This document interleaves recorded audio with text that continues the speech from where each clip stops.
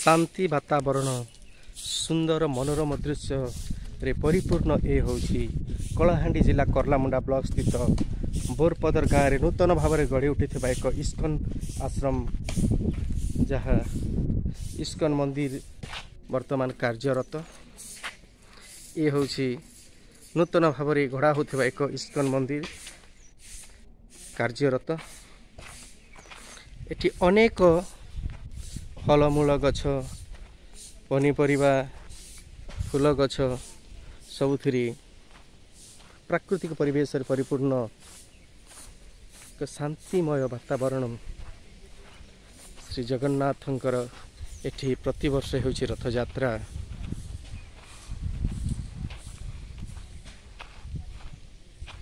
अनेक दूरान दूरांतरु इस्कन भक्त माने एठी जोग दियंती प्रतिवर्ष रथ यात्रा बाहुड़ा यात्रा रे सम्मिलित होती एवं हजार हजार भक्तों समागम रे उछली पड़े यही आश्रम यही स्थान।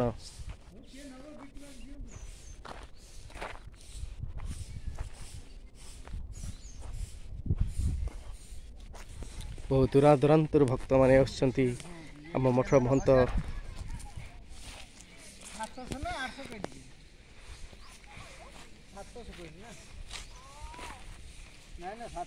तो ये माने 1000 नहीं दौरान से अब मु 700 टाँग दे दिए तो कौन सत्य कथा माने कलाहांडी आसी मत समस्त ठकियार व्यस्त।